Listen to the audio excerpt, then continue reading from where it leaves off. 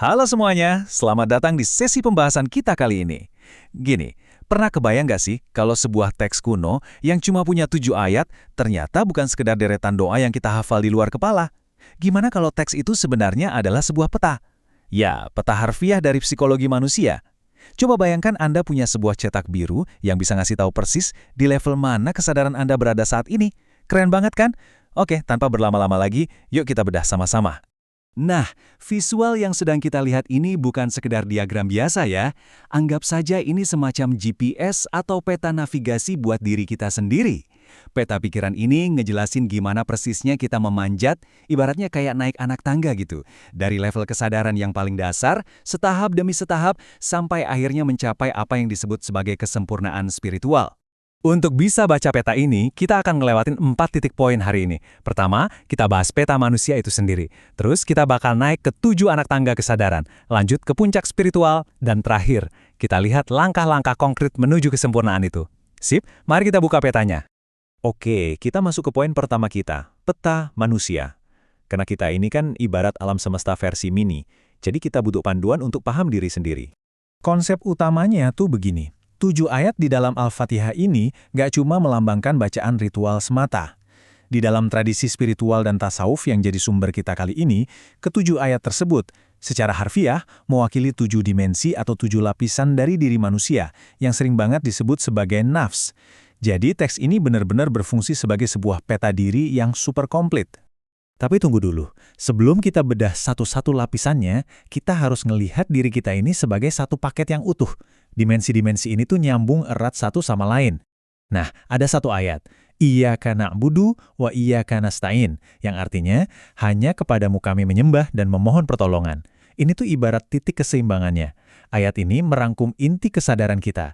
Di satu sisi, kita ini hamba yang tunduk. Tapi di sisi lain, wow, kita punya kekuatan dan tanggung jawab raksasa sebagai khalifah atau pengelola di bumi ini.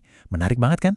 Lanjut ke poin kedua, 7 anak tangga kesadaran. Siap-siap ya, karena pendakian kita ini bakal dimulai dari titik yang paling bawah, yang paling gelap dan lumayan kacau.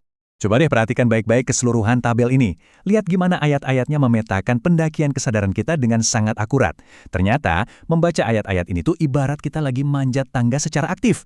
Mulai dari langkah pertama, di mana kita baru sadar kebesaran Tuhan, dan berusaha keras ngelepasin ego yang merusak. Lalu kita minta petunjuk pasti pertengahan jalan. Sampai akhirnya di puncak, kita minta dilindungi dari jalan yang sesat. Ini bukan sekedar deretan kata loh, ini benar-benar tangga psikologis kita. Biar lebih kebayang, mari kita bandingkan 2 kutub yang beda banget ini. Di sebelah kiri, ada level paling dasar namanya nafs ammarah. Aduh, ini tuh fase yang berat banget. Isinya cuma beban ego, rakus, kesombongan, dan dorongan-dorongan negatif. Tapi coba lihat ke sebelah kanan, pas kita akhirnya nyentuh titik baliknya, nafs mutmainnah. Wah, di level ini suasananya udah beda jauh, super damai. Nggak ada ceritanya panik gila-gilaan pas kena musibah, dan nggak ada tuh yang namanya sombong pas lagi senang. Motivasi kita udah bener-bener bergeser dari yang tadinya didorong rasa takut sama ego, berubah jadi keyakinan dan ketenangan hati yang luar biasa. Terus kalau kita terus naik melewati titik tenang tadi, jiwa kita bakal kerasa makin ringan. Kita masuk ke level kelima dan keenam, nafs radiyah dan mardiyah. Di titik ini, boro-boro mau protes sama takdir. Beban ekspektasi aja udah lenyap. Anda tuh bawaannya bersyukur terus tanpa syarat. Dan yang paling gila dari level ini, alasan Anda berbuat baik itu udah murni karena cinta. Iya, murni.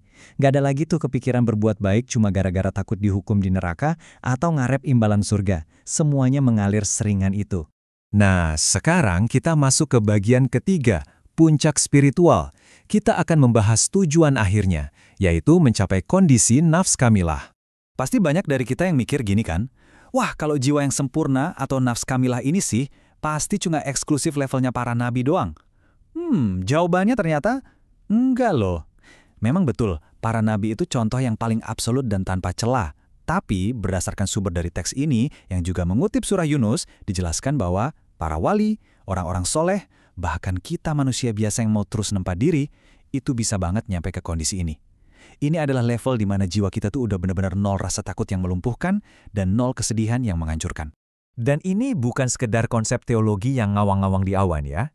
Supaya lebih membumi, mari kita lihat tanda-tanda praktisnya di kehidupan sehari-hari. Orang yang jiwanya udah dekat sama level sempurna ini, mereka tuh nggak bakal histeris atau hancur pas kehilangan jabatan atau harta. Mereka nggak gampang meledak marah cuma gara-gara urusan pribadi, apalagi sampai nyimpen dendam. Nggak ada itu. Kalau dikritik, mereka terima dengan lapang dada tanpa sibuk ngebela ego mereka sendiri. Dan yang paling luar biasa, semua orang di sekitarnya merasa benar-benar damai dan aman, dari tangan maupun mulutnya. Coba deh kita refleksi sebentar. Pas kemarin kita dapat kritikan, reaksi kita gimana ayo? Agak nampar ya peta ini. Sekarang, saya pengen kita sedikit melambat di sini. Coba resapi kutipan yang luar biasa indah dan emosional dari tokoh sufi Rabia al-Adawiyah ini. Jika aku menyembahmu karena cinta, jangan pernah engkau halangi aku dari melihat wajahmu. Dalam banget kan? Di level puncak ini, jiwa didorong murni sepenuhnya oleh cinta. Dan perlu diingat, kesempurnaan ini bukan berarti kehilangan sisi kemanusiaan ya. Ingat cerita sejarah tentang Umar bin Khattab, sosok pemimpin yang terkenal super tegas dan sangat ditakuti, tapi bisa-bisanya menangis terseduh-seduh cuma karena melihat anak kecil kelaparan. Jadi, kesempurnaan spiritual itu justru paduan harmonis antara ketegasan luar biasa dengan rasa empati yang juga super ekstrim. Masuk ke bagian terakhir kita, langkah menuju kesempurnaan. Yuk kita bedah metode 3 tahapnya. Berdasarkan tradisi ini, untuk bisa manjat tangga kesadaran itu, kita butuh metodologi 3 tahap yang jelas. Dan sebagai bocoran, nggak ada yang namanya jalan pintas instan di sini. Langkah pertama itu taholi. Anda harus benar-benar ngosongin gelas di diri Anda dulu. Buang jauh-jauh tuh sifat iri, sombong, gampang marah, pokoknya racun ego itu harus bersih. Nah, kalau udah kosong, baru kita masuk langkah kedua, tahali. Mulai deh hiasi diri kita kembali dengan sifat-sifat baik, kayak jujur, sabar, dan penuh syukur. Hanya setelah proses buang dan isi ini konsisten kita lakuin secara terus-menerus, barulah tahap ketiga, tajali, yaitu momen tersingkapnya cahaya kebenaran ilahi di hati kita. Itu bisa terjadi dengan alaminya. Dan akhirnya, ini secara brilian dirangkum oleh pepatah legendaris ini. Pada ujungnya, mencapai kesempurnaan itu bukanlah soal pamer pencapaian. Nafsu kamila itu bukan gelar yang bisa kita pajang di biomedia sosial kita. Ia adalah sebuah perjalanan rahasia, sebuah perjalanan sangat intim untuk nemuin siapa kita sebenarnya. Karena ternyata, dengan menggali dan mengenal diri kita sampai ke lapisan yang paling dalam, itulah satu-satunya jalan untuk bisa benar-benar mengenal Sang Pencipta. Jadi pertanyaannya sekarang buat Anda, setelah melihat keseluruhan peta jiwa tadi, kira-kira di anak tangga mana sih Anda merasa sedang berdiri hari ini? Terima kasih banyak ya udah bergabung di sesi eksplorasi ini, dan selamat mendaki.